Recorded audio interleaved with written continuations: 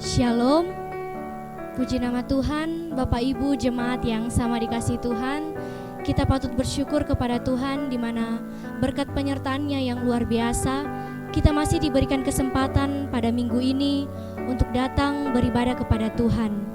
Walaupun kita beribadah di rumah kita masing-masing, tapi saya percaya tidak akan mengurangi sukacita kita untuk datang bersekutu, memuji dan memuliakan nama Tuhan.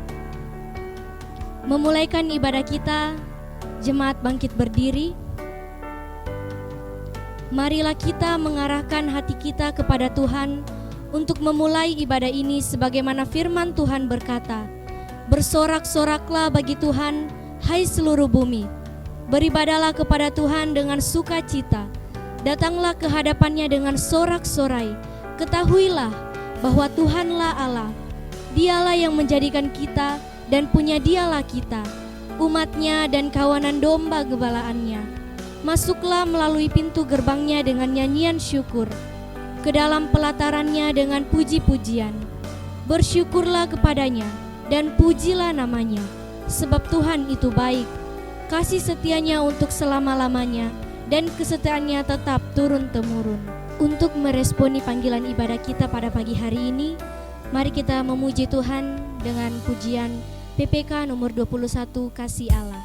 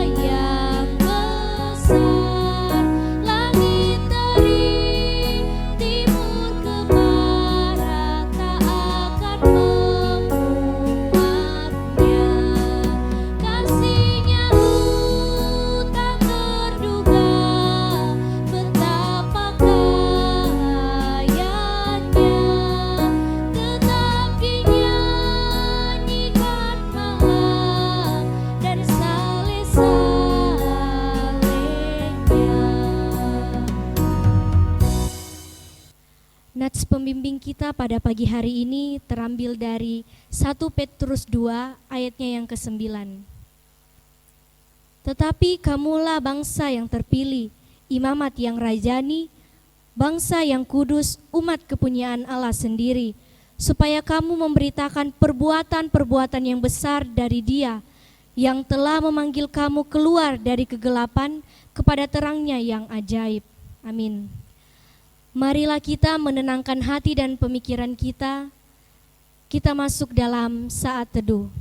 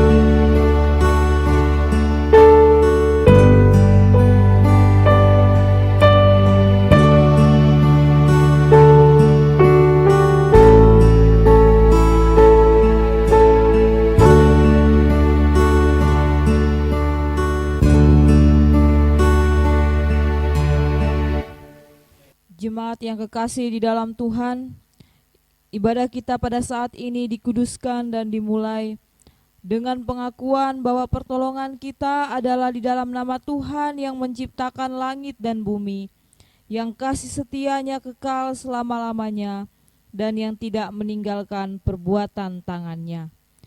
Kasih karunia dari Allah Bapa kita dan dari Tuhan Yesus Kristus, serta persekutuan Roh Kudus menyertai kita sekalian. Amin. Jemaat, saya persilakan untuk duduk kembali. Marilah kita terus memuji Tuhan. Kita kidungkan pujian dari PPK nomor 149, Indahlah Saat Berdoa.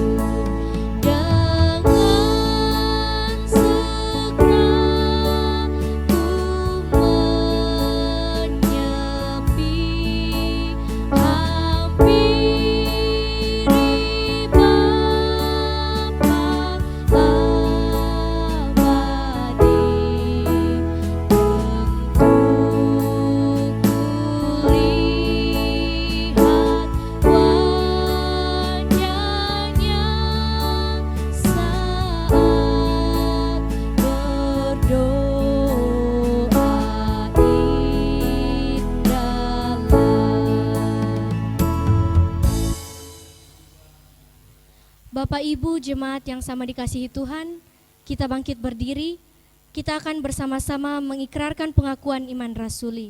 Pengakuan iman rasuli. Aku percaya kepada Allah, Bapa yang Maha Kuasa, Khalik langit dan bumi, dan kepada Yesus Kristus, anaknya yang tunggal Tuhan kita, yang dikandung daripada Roh Kudus, lahir dari anak darah Maria, yang menderita sengsara, di bawah pemerintahan Pontius Pilatus, disalibkan, mati dan dikuburkan, turun ke dalam kerajaan maut. Pada hari yang ketiga, bangkit pula dari antara orang mati, naik ke sorga, duduk di sebelah kanan Allah, Bapa yang Maha Kuasa. Dan dari sana ia akan datang untuk menghakimi orang yang hidup dan yang mati. Aku percaya kepada Roh Kudus, gereja yang kudus dan am, persekutuan orang kudus, pengampunan dosa, kebangkitan tubuh, dan hidup yang kekal. Amin. Jemaat dipersilakan duduk kembali. Firman Tuhan yang menjadi dasar perenungan kita pada pagi hari ini terdapat dalam Kisah Para Rasul 1 ayatnya yang ke-6 hingga ayatnya yang ke-11. Dengan judul Yesus terangkat ke sorga. Maka bertanyalah mereka yang berkumpul di situ, Tuhan, maukah Engkau pada masa ini memulihkan kerajaan bagi Israel? Jawabnya, Engkau tidak perlu mengetahui masa dan waktu yang ditetapkan Bapa sendiri menurut kuasanya. Tetapi kamu akan menerima kuasa kalau Roh Kudus turun ke atas kamu, dan kamu akan menjadi saksiku di Yerusalem dan di seluruh Yudea dan Samaria dan sampai ke ujung bumi. Sesudah ia mengatakan demikian, terangkatlah ia disaksikan oleh mereka, dan awan menutupnya dari pandangan mereka.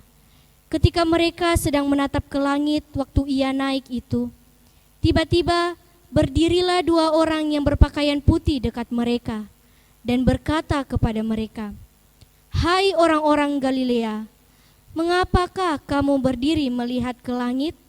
Yesus ini yang terangkat ke sorga meninggalkan kamu, akan datang kembali dengan cara yang sama seperti kamu melihat dia naik ke sorga. Demikianlah firman Tuhan, terpujilah namanya, haleluya, amin. Kita akan masuk dalam pelayanan doa syafaat. Dengan penuh kasih, Evangelis Lia akan memimpin kita dalam doa. Marilah kita bersama-sama menaikkan setiap doa-doa kita di hadapan Tuhan. Namun sebelumnya saya mengajak kita kembali untuk datang mengakui akan segala dosa dan pelanggaran kita. Seperti dalam 1 Yohanes 1 ayat yang ke-9 mengatakan, jika kita mengaku dosa kita, maka ia adalah setia dan adil, sehingga ia akan menghapus dosa kita dan menyucikan kita dari segala kejahatan. Jemaat Tuhan, mari dengan kerendahan hati kita bersama-sama datang kepada Tuhan dan menaikkan doa-doa kita. Kita berdoa. Kami memuji akan kebesaran-Mu ya Tuhan. Dalam setiap kehidupan kami anak-anak-Mu, hari lepas hari kami boleh lalui, itu semata-mata karena penyertaan Tuhan yang begitu sempurna di dalam kehidupan kami. Tidak ada alasan bagi kami untuk tidak datang mengucap syukur kepada Tuhan. Dan di hari yang indah ini Tuhan, kami bersama dengan keluarga kami, dari rumah kami masing-masing datang kepadamu dengan segala kerendahan hati mengungkapkan syukur atas semua berkat-berkat yang Engkau telah berikan, Engkau telah limpahkan di dalam kehidupan kami. Akan kami juga tak lupa ya Tuhan bahwa kehidupan kami, di mana kami menyadari akan segala kesalahan, dosa-dosa yang kami perbuat melawan kehendak Tuhan. Oleh karena itu ya Tuhan, kami mohon Tuhan Engkau kuduskan setiap kami, Engkau melayakan kami, Engkau sucikan setiap kami, sehingga sungguh-sungguh Tuhan, apapun yang kami perbuat dalam ibadah ini, dalam kehidupan kami, semuanya menyenangkan hati Tuhan. Kami bersyukur bersama kembali boleh beribadah kepada Tuhan. Dan di dalam kesempatan ini Tuhan, kami mau berdoa, menyerahkan untuk setiap saudara-saudara kami, jemaat Tuhan yang pada bulan Mei ini mengucap syukur atas ketambahan usia mereka. Terima kasih Tuhan, Engkau telah menyertai kehidupan dari tahun ke tahun. Bahkan jikalau di bulan ini Engkau senantiasa menambahkan setahun usia. Secara khusus bagi Ibu Marta ya Tuhan yang boleh ditambahkan usia pada tanggal 21 yang lalu. Terima kasih untuk penyertaan-Mu bagi kehidupan hamba-Mu ini. Biarlah kiranya Tuhan terus berperkara dalam kehidupannya di waktu-waktu yang akan datang. Seperti Tuhan yang telah menyertai dia di masa-masa kemarin, masa-masa yang telah berlalu. Kami percaya akan janji Tuhan pun menyertai dia di dalam kehidupannya di waktu-waktu ke depan ini. Kami serahkan untuk seluruh keluarganya, suami, anak-anak, bahkan semua yang ada di sekeliling Ibu Marta. Biarlah kiranya juga Tuhan memberkati mereka melalui keberadaan Ibu Marta.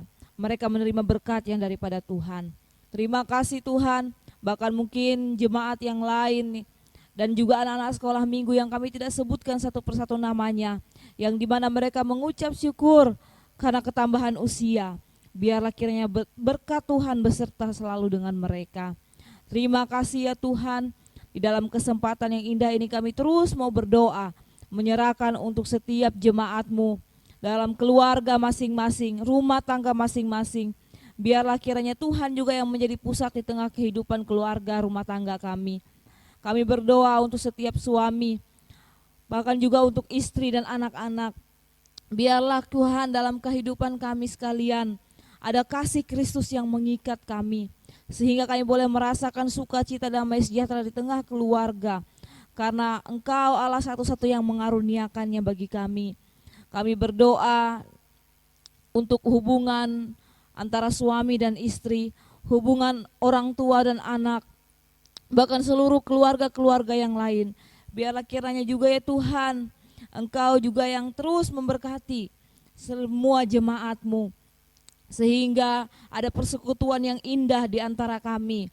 Kami menyerahkan juga seluruh jemaat di dalam usaha dan pekerjaan, di dalam segala pergumulan-pergumulan yang mereka alami, baik mereka yang bergumul dengan sakit penyakit, dengan setiap kebutuhan-kebutuhan hidup, bergumul dengan masa depan untuk anak-anak mereka, bergumul dengan setiap hal yang saat ini mungkin kami tidak dapat sebutkan, tapi kami percaya Tuhan yang Maha Tahu, Engkau hadir dan senantiasa memberikan jalan keluar bagi seluruh jemaat-Mu.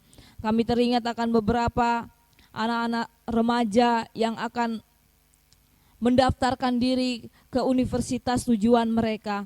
Biarlah kiranya Tuhan Engkau memberikan kemudahan-kemudahan, Tuhan memberikan kelancaran, segala persiapan-persiapan yang mereka perlukan.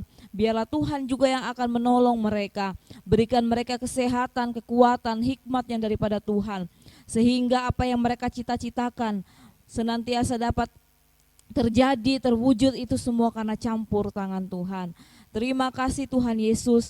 Kami terus berdoa menyerahkan kondisi bangsa kami, bahkan di daerah kami Luwu Timur ini, yang dimana semakin hari Tuhan kami mendapati ada begitu banyak penambahan kasus positif COVID-19. Biarlah kiranya Tuhan, oleh karena belas kasihan-Mu, Engkau nyatakan di tengah-tengah bangsa kami ini, daerah kami secara khusus, sehingga ya Tuhan, kami merindukan bahwa pemulihan terjadi, dan kami rindu bahwa keadaan yang ada itu tidak membuat kami sebagai anak-anak Tuhan terus merasakan kekhawatiran, ketakutan.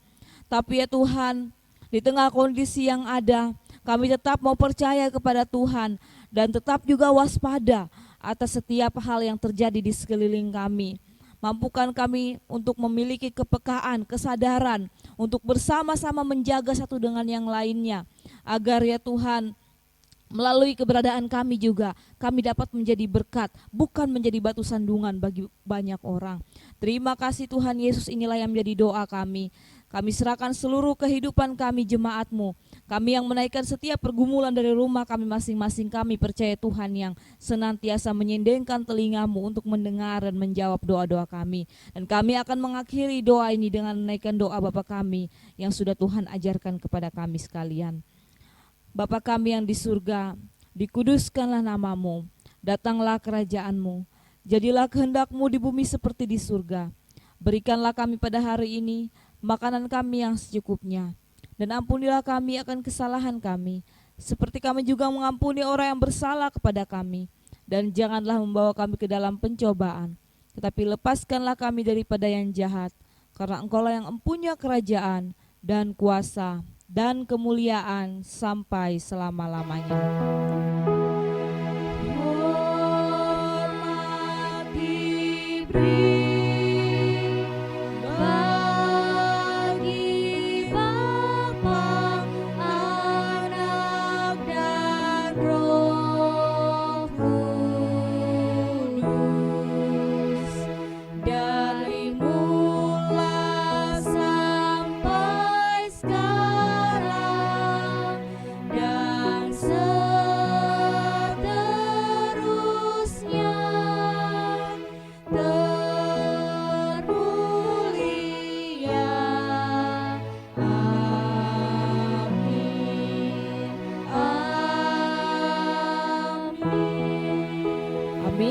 Bapak Ibu sekalian, saya persilakan untuk duduk kembali. Tiba saatnya kita diberikan kesempatan untuk membawa korban persembahan syukur kita dan mempersiapkan hati kita untuk mendengar firman Tuhan. Mari kita menyanyi pujian dari PPK nomor 143, Bapakku memelihara.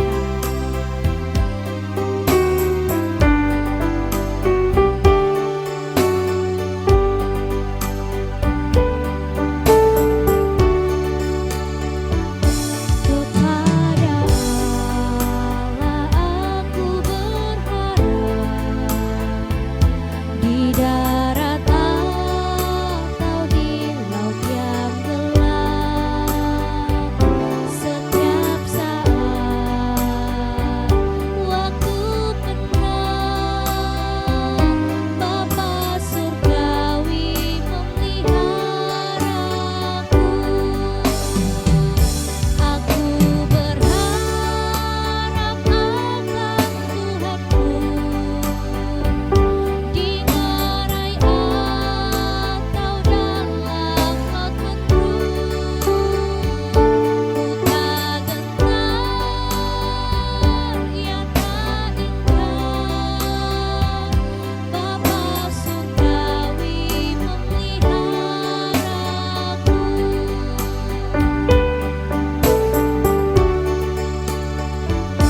Bunga di padang dipeliharanya, burung di langit pun dibimbingnya. Sudah tentu termasukku,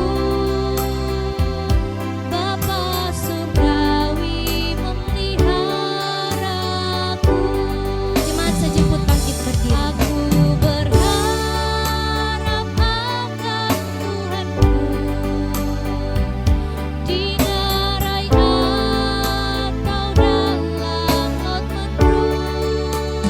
Ku tak gentar, ya tak ingkar, Bapa surgawi memeliharaku. Aku berharap akan Tuhanku, di ngarai atau dalam laut mendung. Ku tak gentar, ya tak ingkar, Bapa surgawi memeliharaku.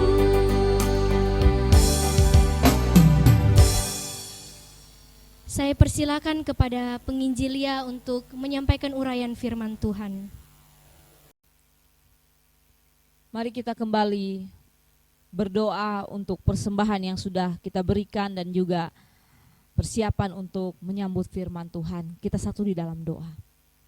Terpujilah Engkau ya Tuhan kami, Allah yang senantiasa memberkati kehidupan kami. Tiap-tiap hari berkat dan rahmat Tuhan selalu baru. Kami terima, kami alami, dan kami bersyukur. Ya Tuhan, kami boleh memberikan persembahan pada kesempatan hari ini. Biarlah kiranya Tuhan memberkati persembahan ini, sehingga semuanya layak digunakan untuk pelebaran kerajaan-Mu dalam pelayanan di tengah-tengah jemaat kami.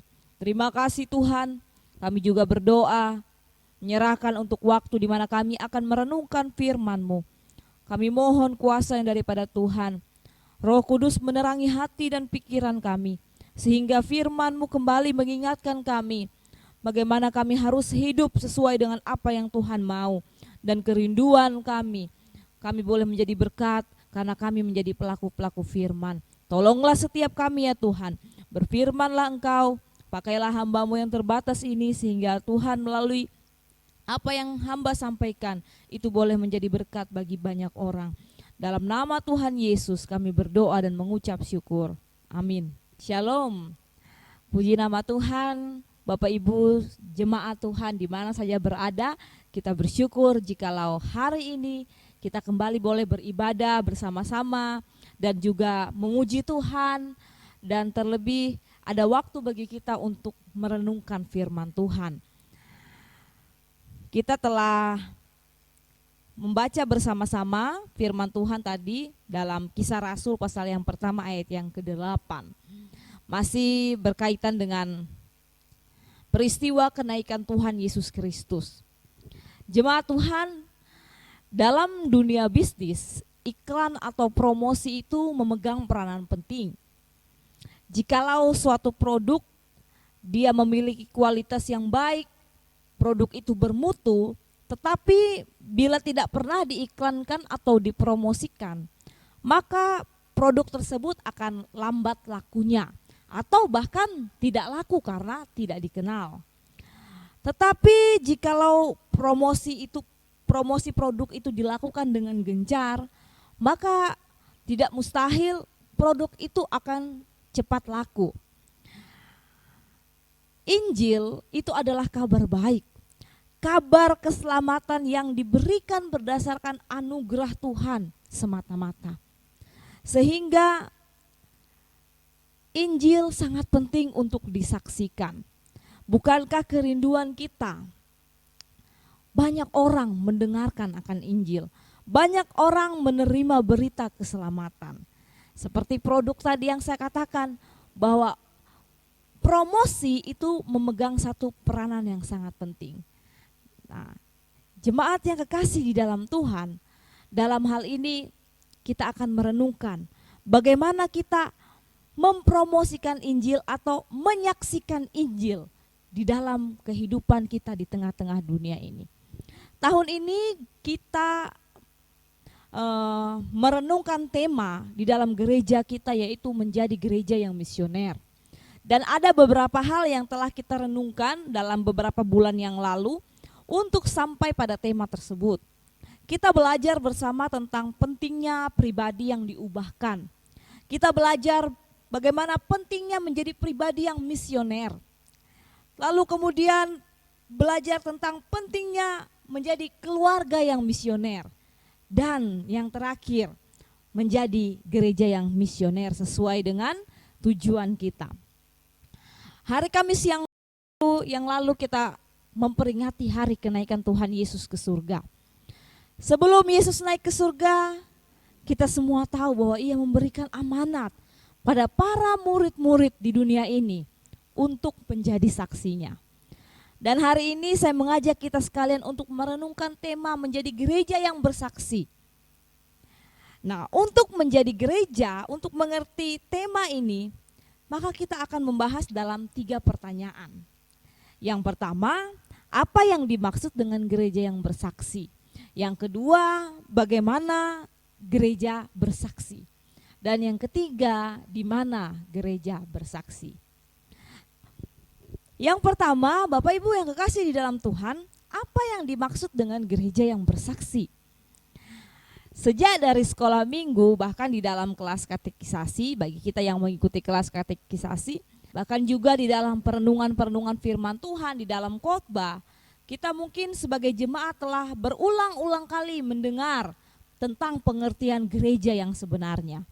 Nah, untuk menjadi gereja yang bersaksi, maka kita harus terlebih dahulu memahami hakikat gereja. Berbicara tentang hakikat gereja, di dalamnya pasti terkandung pengertian gereja, siapa itu gereja, tujuan, sasaran, strategi, dan lain-lain. Jadi untuk menjadi gereja yang bersaksi, ya kita harus terlebih dahulu tahu hakikat gereja itu sebenarnya apa. Tapi saya tidak akan membahas semua, kita akan melihat saja pengertian gereja. Saya kembali akan ulang. Bapak Ibu, apa itu gereja? Gereja dalam bahasa Portugis, igreja, berasal dari bahasa Yunani, yaitu eklesia, yang artinya keluar dan kaleo memanggil. Secara harfiah berarti memanggil keluar. Dan yang menjadi subjek dari kata memanggil keluar di sini adalah Allah.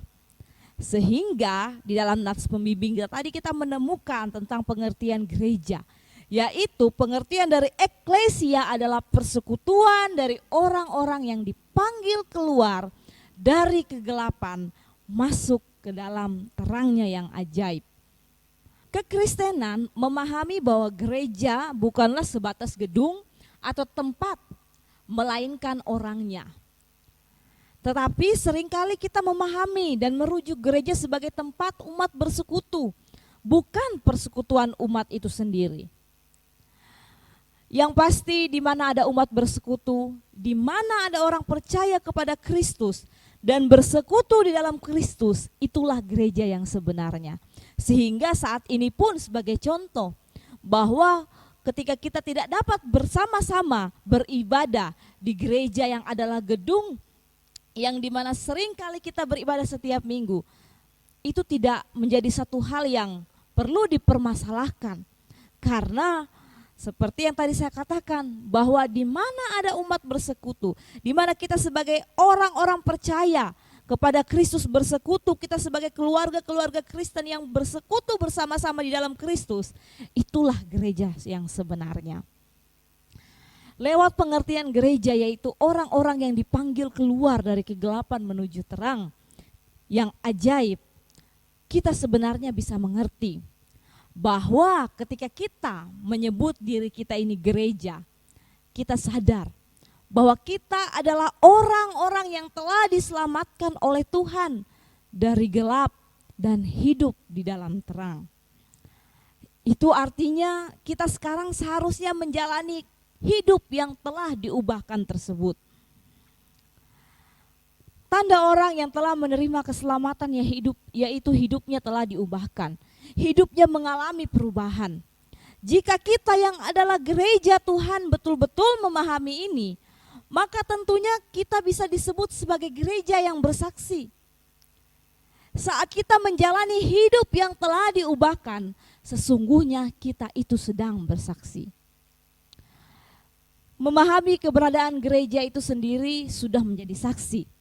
Gereja itu sendiri adalah suatu kesaksian. Jadi kalau gereja itu tidak bersaksi, tidak bisa disebut gereja yang sejati. Jemaat yang kekasih di dalam Tuhan, pertanyaan kedua, bagaimana gereja itu bersaksi? Secara umum kita mengenal kesaksian secara verbal. Namun dalam kekristenan, kesaksian yang dapat kita lakukan itu bisa secara verbal dan juga non-verbal. Seringkali orang memahami kesaksian hanya sekedar berbicara atau memberitakan Injil, pergi ke orang-orang yang belum percaya kepada Kristus, belum Kristen, dan kemudian menyampaikan tentang Kristus bagi mereka. Namun saat ini kita mau merenungkan cara yang lain dalam bersaksi. Saat ini saya kembali mau menekankan kesaksian kita secara non-verbal. Dengan menekankan kesaksian dalam kaitannya dengan karya keselamatan Allah, kita harusnya tidak mengerti kesaksian sebagai suatu hal yang verbal saja. Kesaksian bukan hanya sekedar berbicara. Jemaat yang kekasih di dalam Tuhan, jika kita melihat dalam Alkitab, khususnya dalam Perjanjian Lama dan Perjanjian Baru, di dalam kedua perjanjian itu, bagian inti yang menjadi tanggung jawab umat Allah di dalam bersaksi adalah menjalani hidup yang telah diubahkan. Artinya bersaksi itu menunjuk kepada umat yang hidup dalam perubahan. Kalau dulu hidupnya dalam kegelapan, sekarang hidupnya dalam terang. Istilah gereja tadi. Kesaksian juga berbicara tentang cara hidup atau pola hidup atau gaya hidup umat Allah. Dan saat ini kita akan lihat di dalam dua perjanjian itu. Dalam Perjanjian Lama, hal yang sering dikecam oleh para nabi adalah kejatuhan Israel. Kejatuhan bangsa Israel menjadi saksi Allah karena hidup mereka yang menyimpang, bahkan mengabaikan hukum dan ketentuan yang telah ditetapkan Tuhan untuk mereka. Hal ini meliputi segala aspek dalam hidup mereka, mulai daripada moral pribadi, etika, seksual, kebenaran, kejujuran, kekeluargaan, urusan keuangan, dan lain-lain sebagainya. Umat Israel sudah menyimpang sangat jauh dari kualitas hidup sebagai saksi melalui kehidupan mereka. Bahkan mereka tenggelam dalam penyembahan berhala dan terpengaruh oleh bangsa-bangsa lain yang tidak mengenal Allah. Umat Israel tidak berjalan di dalam kehendak Allah. Mereka tidak berjalan dalam jalan yang Allah tetapkan untuk mereka, sehingga mereka tidak dapat bersaksi tentang jalan-jalan Allah. Begitu pula dengan kita umat Tuhan. Jikalau kita sebagai umat Tuhan tidak mau berjalan di dalam jalan Allah, maka kita pun tidak akan dapat bersaksi tentang jalan-jalan Allah. Dalam perjanjian baru, pengajaran Yesus dan para muridnya yang sederhana itu menjadi sebuah saksi yang berharga bagi Injil dan efektif melalui perbuatan mereka. Pengajaran Yesus itu begitu menarik. Mengapa? Karena pengajaran Yesus diimbangi dengan terang perbuatan baik. Pengajaran Yesus itu diikuti dengan tindakan-tindakan nyata. Bapak Ibu, mungkin kita bertanya bagaimana Yesus pada saat itu menjadi seorang yang memiliki daya tarik yang luar biasa, sehingga banyak orang yang akhirnya mengikut dia.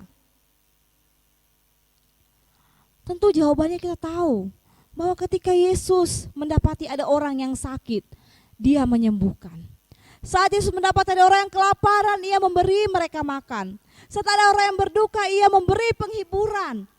Saat Yesus mendapati orang yang susah hati, yang khawatir, ia memberikan kekuatan. Bahkan ketika murid-muridnya ketakutan, ia datang dan memberikan damai sejahtera. Inilah teladan kesaksian yang efisien yang dilakukan oleh Yesus. Bukan hanya hebat dalam berkata-kata atau hebat dalam pengajarannya semata, tapi semua itu diimbangi juga dengan tindakan nyata atau perbuatan baik yang dilakukan oleh Tuhan Yesus Kristus. Seorang Mahatma Gandhi pernah berkata, jika semua orang Kristen di India seperti Kristus yang ajarannya sangat menarik, maka pasti banyak orang akan menjadi Kristen. Namun tentu saja yang dimaksudkan Gandhi adalah terdapat kesenjangan yang begitu besar antara ajaran Kristus, antara cara hidup Kristus dan cara hidup para pengikut Kristus. Kekristenan itu sendiri tidak memiliki kuasa untuk mengubahkan orang lain jika berita kekristenan tidak sepadan dengan gaya hidup orang Kristen. Bagaimana dengan kita sekalian sebagai gereja Tuhan? Bagaimana dengan kita sekarang sebagai orang-orang percaya yang adalah gereja yang adalah saksi Tuhan? Apakah gaya hidup kita, cara hidup kita, tindakan-tindakan keseharian kita mencerminkan akan kabar tentang Kristus, akan Yesus Kristus, akan ajaran Yesus, atau malah sebaliknya? Yang ketiga, Bapak Ibu jemaat yang terkasih dalam Tuhan, yang menjadi pertanyaannya adalah di mana gereja bersaksi.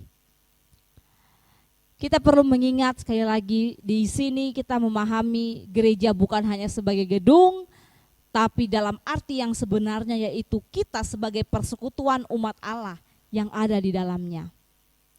Lewat ayat firman Tuhan Kisah Rasul 1 ayat 8, Yesus mengatakan pada para muridnya agar menjadi saksi di Yerusalem dan di seluruh Yudea dan Samaria dan sampai ujung bumi. Ada penafsir yang mengatakan bahwa Yerusalem itu berbicara tentang lingkup dalam keluarga. Kemudian Yudea berbicara tentang orang-orang yang ada di sekitar kita atau tetangga kita. Lalu kemudian Samaria itu menunjuk kepada orang-orang yang tidak kita kenal, yang kepercayaannya dan latar belakang sukunya berbeda dengan kita. Dan juga ujung bumi itu menunjuk pada lingkup yang lebih jauh lagi. Kita harus keluar dari tempat di mana kita berada, dari daerah kita, seperti para misionaris. Namun saya tidak mau tekankan kepada siapa kita harus bersaksi terlebih dahulu. Di ayat ini ada satu kata yang penting yang untuk kita ketahui bersama, untuk kita perhatikan bersama, yaitu kata dan. Kata dan. Dalam ilmu hermeneutik, kata dan itu menunjukkan kesejajaran. Itu artinya tidak ada tingkatan. Saya tidak mengatakan di sini, kita tidak mendapati bahwa bersaksi di keluarga itu tingkatannya lebih rendah daripada kita bersaksi di luar sana. Bapak Ibu jemaat yang kekasih di dalam Tuhan, ketika kita merenungkan ini, bahkan ketika saya merenungkan ini seringkali saya salah memahami. Kita seringkali mengatakan bahwa kesaksian itu harus dimulai dari keluarga. Itu yang paling penting, lebih penting. Kalau di keluarga kita sudah bisa jadi kesaksian, di luar kita pasti juga bisa. Namun, Bapak Ibu Saudara, kalau kita memperhatikan, banyak orang Kristen yang bisa jadi saksi yang luar biasa di tengah keluarganya. Tapi ketika berada di luar, dia merasa sulit bersaksi. Begitu pula sebaliknya. Jadi sekarang yang benar yang mana? Sekali lagi kita tidak mau menyalahkan atau menganggap yang lain lebih penting, bersaksi di mana lebih penting. Karena kita tadi mengerti tentang kata dan yang berarti adalah suatu kesejajaran. Namun dalam pembahasan ini Alkitab menunjukkan kepada kita bahwa sebenarnya tempat kita bersaksi itu bisa di mana saja. Kita dituntut untuk menjadi saksi di keluarga, di tetangga, di orang-orang yang mungkin berbeda dengan kita, orang-orang yang jauh dan seterusnya. Sekali lagi kita bisa bersaksi di mana saja. Itu yang menjawab pertanyaan yang ketiga, di mana kita bisa bersaksi? Jawabannya, kita bisa bersaksi di mana saja. Bapak Ibu jemaat yang terkasih di dalam Tuhan, sehingga yang menjadi kesimpulan dalam firman Tuhan kita pada hari ini untuk menjawab 3 pertanyaan yang tadi saya sampaikan di awal. Gereja yang bersaksi itu adalah gereja yang tidak hanya sebatas memperkatakan atau menceritakan tentang Kristus, melainkan gereja yang menunjukkan atau memperlihatkan sifat-sifat Kristus dalam praktek kehidupan sehari-hari di mana saja ia berada. Bukankah kita sekalian jemaat Tuhan adalah gereja-gereja? Kita adalah saksi-saksi Tuhan yang harusnya memperkatakan atau menceritakan tentang Kristus. Mungkin kita tidak pandai berkata-kata. Mungkin kita tidak bisa merangkai kata agar dapat menceritakan dengan baik Injil itu bagi orang lain. Tapi hal yang lebih penting yang dapat kita lakukan, kita dapat memperlihatkan sifat-sifat Kristus itu di dalam tindakan nyata, di dalam praktek kehidupan sehari-hari kita, kapan dan di mana saja kita berada.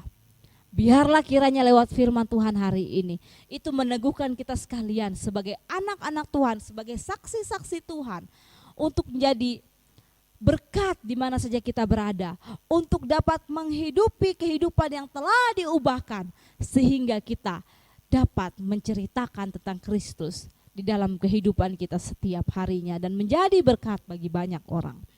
Amin untuk firman Tuhan. Mari kita satu di dalam doa.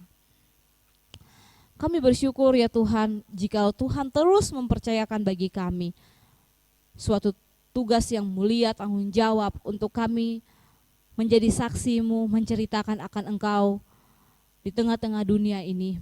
Tolonglah kami Tuhan untuk menyadari bahwa kami adalah orang-orang yang telah dipanggil keluar dari kegelapan.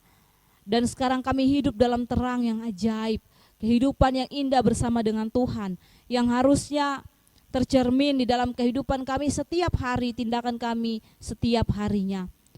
Biarlah kiranya kami menjadi saksi-saksi-Mu Tuhan, melalui keberadaan hidup kami, orang lain boleh melihat Kristus hidup di dalam kami, sehingga mereka boleh percaya dan senantiasa boleh menerima Engkau sebagai Tuhan dan Juru Selamat secara pribadi. Jadikan kami saluran berkat ya Tuhan. Dan biarlah semua yang kami perbuat untuk menyenangkan hati Tuhan. Di dalam nama Tuhan Yesus kami bersyukur untuk firman-Mu. Amin.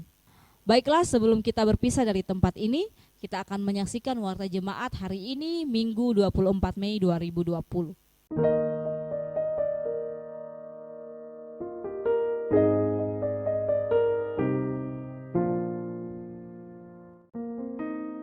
Shalom, selamat hari Minggu. Walaupun saat ini kita beribadah dari rumah kita masing-masing dengan mengikuti ibadah online, tapi saya percaya kita semua diberkati dalam ibadah ini. Pada kesempatan ini perkenankan saya Johan Watulingas Dan saya Alvin Mapalulo untuk menyampaikan warta jemaat. Persembahan atau kolekta di ibadah umum dan ibadah sekolah minggu di setiap minggunya, baik di hari ini maupun di ibadah sebelumnya, dapat diserahkan ke gereja sesuai dengan waktu yang telah diatur oleh jemaat. Dan jangan lupa menuliskan tanggal persembahan. Bapak Ibu jangan lupa mengingatkan anak-anak untuk mengikuti ibadah online sekolah minggu di hari ini pada pukul 16 atau jam 4 sore.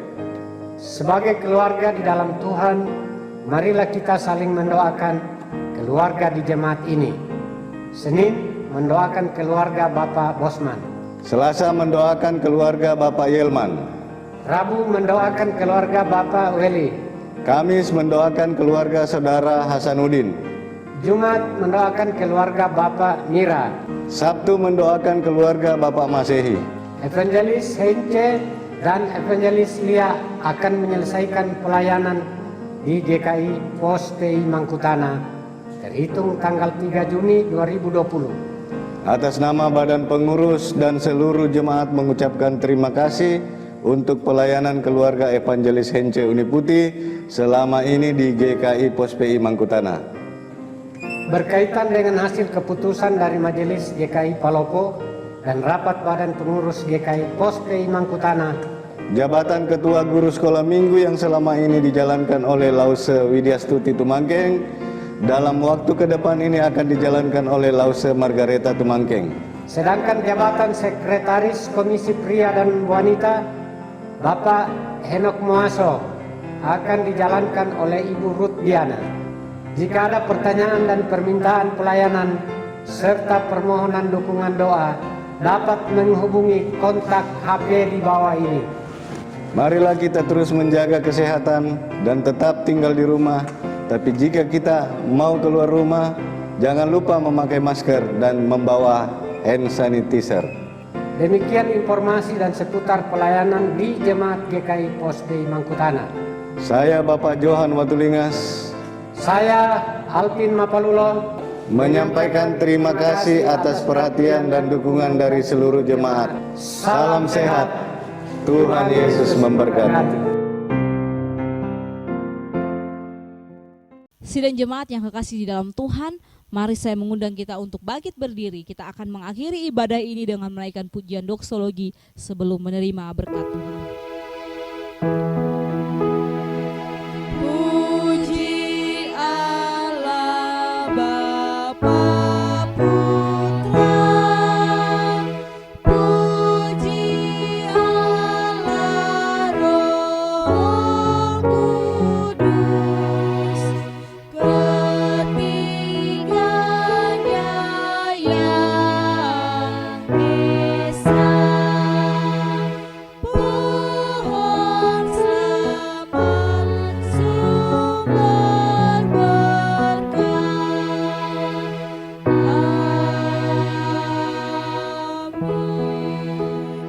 Amin. Jemaat yang kasih dalam Tuhan, mari kita mengarahkan hati kita kepada Tuhan dan menerima berkat-Nya. Kasih daripada Allah Bapa, anugerah yang sempurna dari Tuhan kita Yesus Kristus, dan penyertaan penghiburan dari Roh Kudus menyertai kita sekalian, mulai hari ini terus kekal sampai selama-lamanya. Amin. Amin. Amin. Amin.